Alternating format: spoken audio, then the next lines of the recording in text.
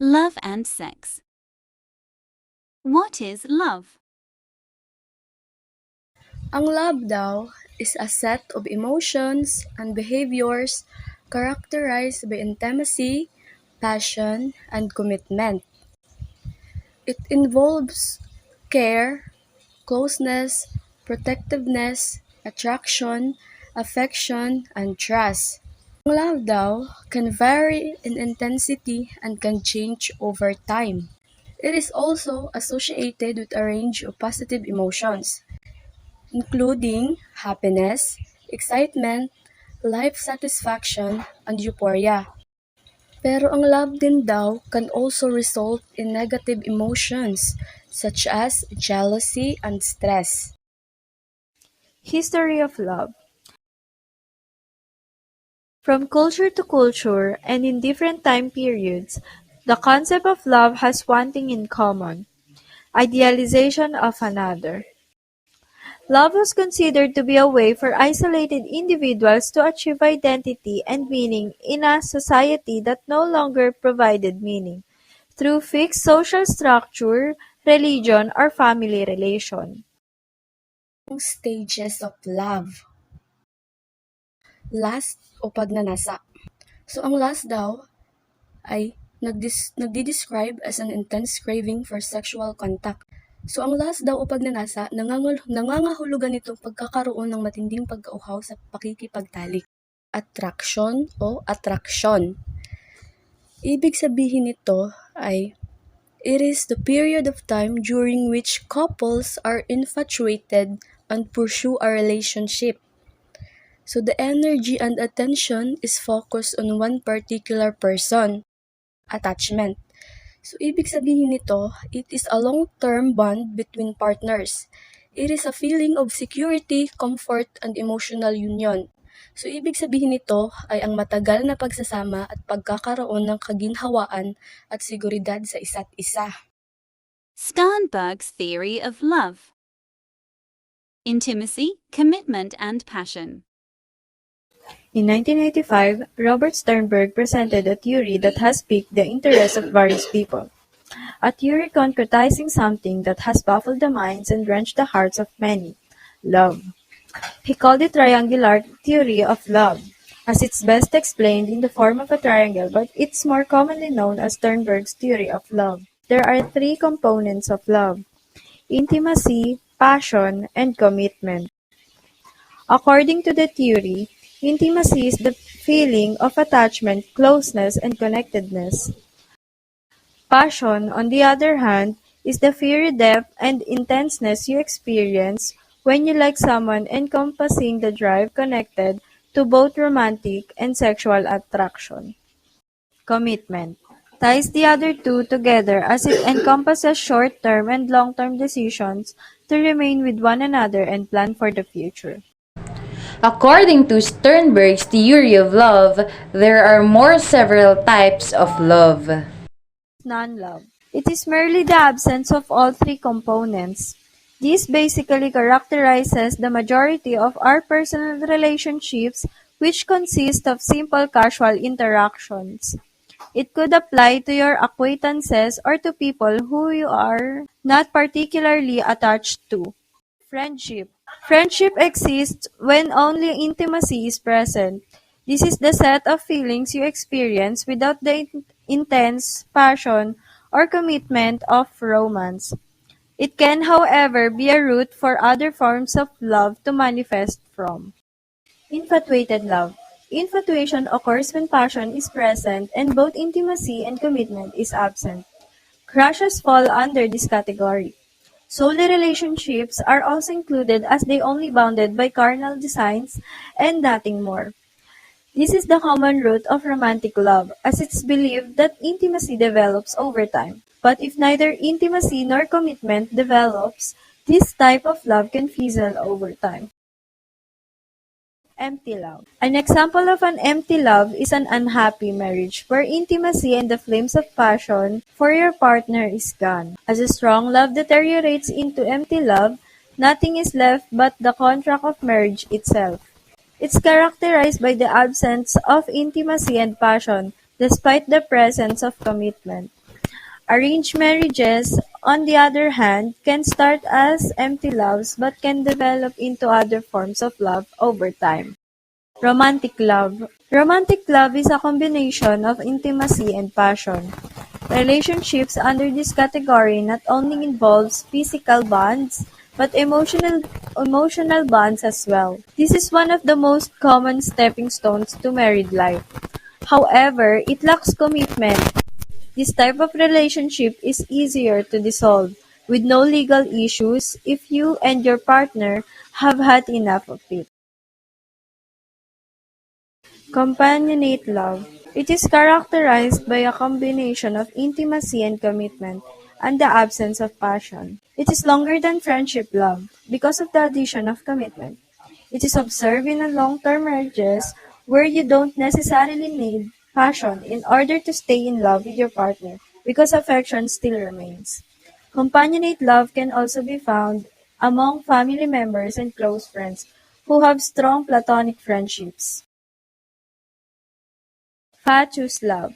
A good example of a fatuous love is when Kim Kardashian married Chris Humphries, only to divorce him 72 days later.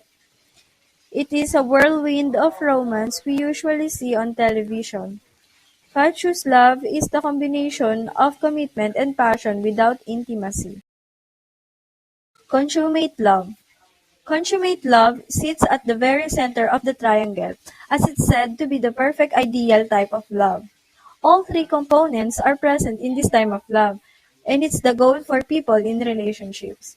According to Sternberg, couples experiencing consummate love would continue to be sexually intimate years into the relationship, and they can't imagine themselves being happier with other partners. They work through their difficulties and find the light in their relationships. However, Sternberg cautions that maintaining these relationships is harder than achieving it, and it's not a permanent form of love.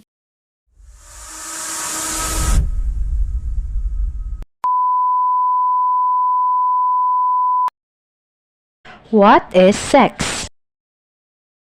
According to Google, sex is defined as a trait that determines an individual's reproductive function, male or female, meaning the word sex is used to define a person, whether a female or male, by their reproductive system.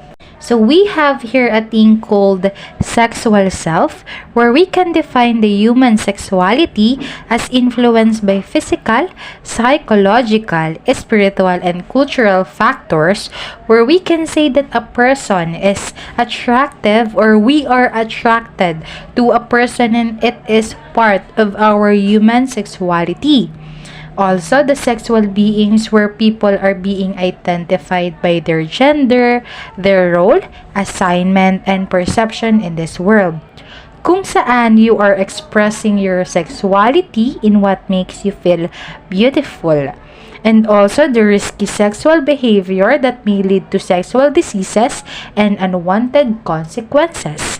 It is about the people na pumapasok sa temptasyon with the risk na pwede silang makahawa o mahawaan ng sakit and some issues regarding sa mga consequences na pwedeng mabuo lalo na't hindi pa handa. And we may say that this is uncomfortable topic, but we must have a clearer view in these kinds of things. Sexuality is not a mere response, but rather it is also involves the emotions, the thoughts, and the beliefs humans have.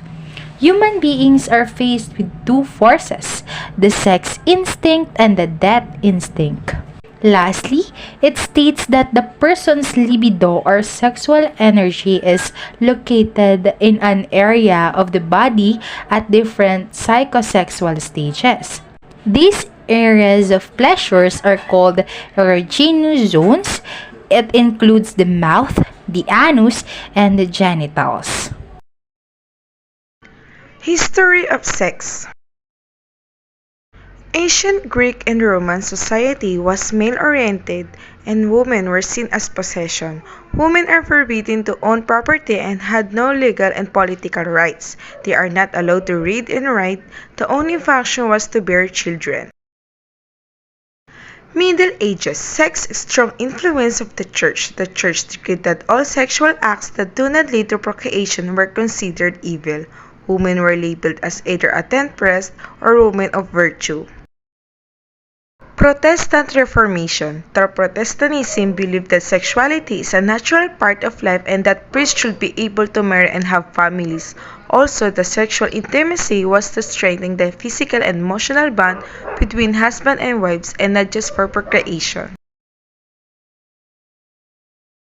17th and 18th century. In this era, they had positive views on marital sex and did not condone sex outside of marriage. Premarital sex, therefore, was considered immoral. Victorian era. Homosexuality and prostitution were rampant and considered to be threats to social order. People in this era were not comfortable in discussing breasts and buttocks. Women should not enjoy having sex. They also used the other word to describe the special part of the body. 20th century. Interest in sexuality became more evident and accepted in society. The separation of state and church reduced the influence of the church had over sexual mores. This is the period when pregnancy can be controlled by natural and artificial contraception. This period is marked by increased incidence of sexually transmitted infection because of high-risk sexual activities. Freud, psychosexual stages of development. Oral stage, ages birth to 2 years old. In this stage, the erogenous zone, or what we call the area of pleasure, is in the mouth.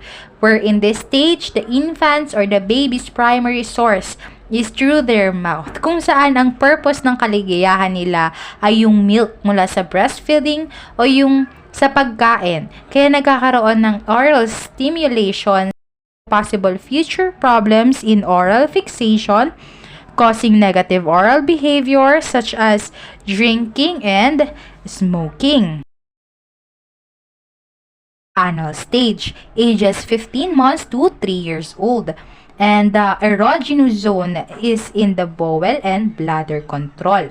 So, in this stage, the primary focus is to control the bladder and bowel movements, where children are being taught of the toilet training. Ito yung stage kung saan nakabase sa mga magulang kung magiging maayos yung stage na to. In the end of this stage, the children must know the sense of independency. Children are more likely to be easy to please when their parents are saying nice things, and for example, it's about them using correct time in the toilet. It can encourage them to do it again. But not all parents do the same thing. Sometimes, a little accident or yung mga hindi paggawa ng maayos ng mga bata, when it comes to the easy one, the toilet training, and some parents medyo hindi good way yung approach nila, dito nagkakaroon ng problema. The anal expulsive personality may develop kung saan nagkakaroon ng messy, wasteful, and destructive personality ang bata, pero kung sa maayos ng paraan, and in an early stage na turuan agad ang bata, the anal retentive personality will develop kung saan orderly, rigid, and obsessive personality ang meron sa bata. The phallic stage, ages 3 to 6 years old. In this stage, the erogenous zone is in the genitals. In this stage, children begin to discover the difference between the male and the female. In this stage, Freud discovered na dito pumapasok si Oedipus complex, where the child began to see their parents as their rival sa affection na pwede mabigay ng isa pa nilang parent. It is also described by wanting to possess the parent of the opposite sex and replace the parent of the same sex. However, because they fear na mapapagalitan sila, according to Freud, doon na pumapasok si castration anxiety. Oedipus complex sa mga boys nangyayari ito, and in girls, Freud called it the Electra complex. Similar feeling, but in this time, it is in the view of young girls. But eventually, children begins to identify the feeling as imagination or the vicariously possessing the other parent. But Freud believed that in girls' view, the penis envy was never resolved, and in this stage, girls remain to be fixated of the confusion of sexual identity. In this stage, the view of Freud may not be appropriate in the other eyes of the viewer, but it is just all theory came from Freud. Called latent stage, ages 6 to puberty, where in this stage, the erogenous zone and the sexual feelings are being inactive. In this stage, children develop social skill, values, relationship with peers and adults outside the family. It begins when the children starts going to school and become more concerned with their interests, hobbies, peers, relationship, and the others. When this time, the sexual desires are being pushed to background and the children are being focused in social and intellectual pursuits, such as the social and communication skills and self-confidence. For the last one, the genital stage, from puberty to adulthood. The erogenous zone in this stage is the maturing sexual interest. In this stage, the individual's sexual desires are being renewed. In the early stage, the children only want to develop the different skill that they have, but in this stage, the main goal is to establish the balance between all the life areas an individual have. Erotic stimulus pathway theory. Seduction, all action that enhance attractiveness such as what people wear and how they act. Sensation, sound, touch, and smell that affect arousal. Surrender, when the both partners got orgasm. Reflection, a positive or negative sexual experience that affect future sexual patterns.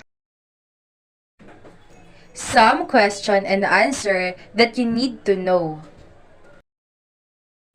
How do you say that you are in love with someone? You can say that you're really in love if you're thinking about what's best in your relationship. You are ready to risk anything for the love of your life. Being in love, each day feels new and exciting.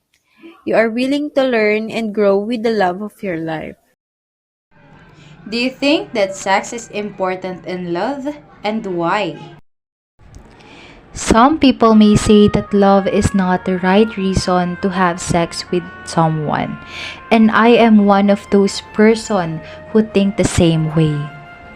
Love is a strong feeling and sexual desires too. We must know that loving a person is not about giving yourself as a promise of that love. You can love a person without actually asking for sex. According to a study in 1979, 95% of women and 91% of male respondents did not agree with the statement that the best thing about love is sex. It means not all lovers in this world view sex as important factors when you are loving someone. Let us break the romance in the novel that because you love the person, you will go beyond just loving that person and give yourself just because you believe loving someone is part of it and you view that thing as important in love. And also the risk in sexual behavior. What if just because you think you love the person and you do that, the consequence will be another breath of life, and you will say that you are not yet ready? Or the risk may be the kind of disease you can transmit or have with your partner. But we also must accept that if the attraction we have for a person is strong, and some lover, they can never avoid doing that. I do believe that sex has a strong urge, mostly to the person who felt the thing, the love. I don't say that you can do that, or you can do that love making, or you can do that when you are in a relationship or when you are in love. As some say, it is your body, it is your choice. You can definitely do that thing, and mostly person who are in love Okay, you can do that lalo na if you know you are in love with the person. It is okay. But the question, it is not about being okay. It is about sex being important in love. You're living in clouds when you're in love, and I will never close my eyes from the truth because I know people do that because they are in love with their partner. But I am saying that it is not important. In a relationship with love, sex is not important. You are not obligated to give that. There is no law that states when you love, you give sex. Remember, there is no gender in this kind of question. The question is if the sex is important in love, and my answer is no. What disease can sexual intercourse cause? Sexually transmitted infection or STI. HIV or human immunodeficiency virus. HIV ay isang uri na umaatake sa mga selula na tumutulong sa katawan na labanan ang impeksyon na ginagawang mas mahina ang isang tao sa iba pang mga impeksyon at sakit. Ito ay kumakalat sa pamamagitan ng pakikipag-ugnayan sa ilang partikular na likito sa katawan ng isang taong may HIV, kadalasan sa panahon ng hindi protektadong pakikipagtalik or sex na walang kondom o gamot sa HIV upang maiwasan o magamot ang HIV o sa pamamagitan ng pagpapahagi ng kagamitan na iniiksyon ng gamot. Genital herpes, isang impeksyon na nakukuha sa pakikipagtalik na dulot ng isang malaking pamilya ng mga virus na iba't ibang strain. Ang mga strain na ito ay gumagawa ng iba't ibang mga sakit na hindi nakukuha sa pakikipagtalik tulad ng bulutong at mononucleosis. Genital warts, ito ay isang STI na dulot ng human papillomavirus. Ang mga kalugos sa ari ay lubhang nakakahawa at ang pinakaraniwang nakuhang STI sa United States sa 15 hanggang 24 taong gulang na pangkat ng edad. Gonorrhea, isang STI na dulot ng bacterium na Neisseria gonorrhoeae na umuulad sa basa-basa ng mucous membrane ng mga linig ng bibig, lalamunan, ari, cervix, urethra at anal tract. Syphilis. Ang syphilis ay isang impeksyon na nabubuo dahil sa Treponema pallidum bacteria. Ang mga bakterya na ito ay maaaring kumalat sa pagitan ng mga tao sa pamamagitan ng direktang pakikipag-ugnayan sa syphilitic sore. Ang mga sugat na ito ay maaaring mabuo sa balat o mauhog na laman ng ari, anus, tumbong, labi o bibig. Chlamydia, pinakakaraniwang impeksyon na nakuha sa pakikipagtalik na pinangalanan na Chlamydia trachomatis, isang organismo na kumakalat sa pinamamagitan ng pakikipagtalik at nakakahawa sa mga genital organ na parehong kasarian.